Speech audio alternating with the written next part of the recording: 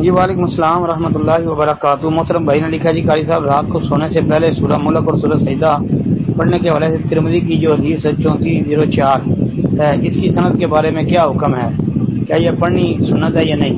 محترم بھائی یہ ترمذی کے اندر اس کا نمبر 2892 ہے۔ یہ دارالسلام والی سنن ترمذی جی اس کے اندر اس حدیث کا نمبر 2892 نمبر ہے جی۔ تو جس روایت میں یہ آتا ہے کہ نبی علیہ الصلوۃ والسلام لا ینام حتی یقرأ کہ نہیں سوتے تھے جب تک کہ سورۃ الف لام میم تنزیل یعنی سورۃ سجدہ اور سورہ ملک اس کی تلاوت نہ کر لیتے، یعنی اس کو پڑھے بغیر نہیں سوتے تھے۔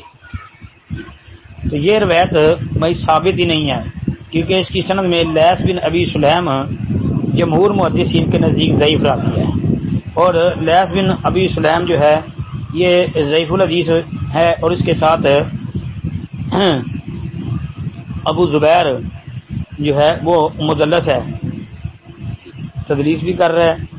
پھر یہ بھی یاد رکھیں کہ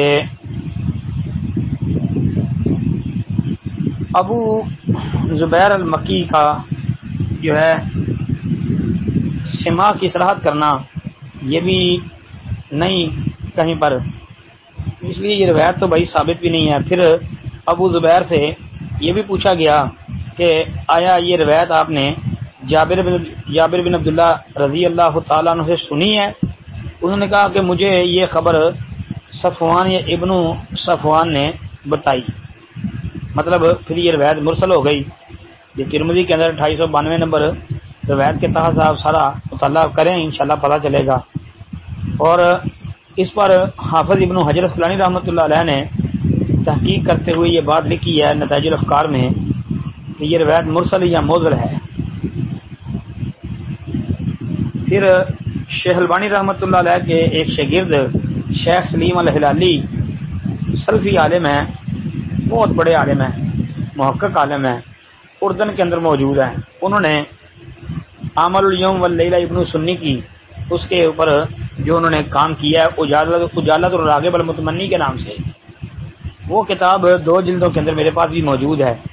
اس کے اندر انہوں نے جو ہے اس روایت کا ضعیف ہونا یہ بڑے ہی بہترین انداز میں ثابت کیا ہے۔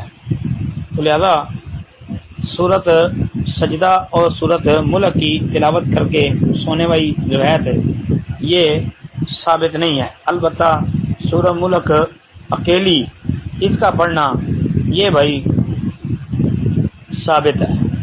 السلام علیکم ورحمۃ اللہ وبرکاتہ۔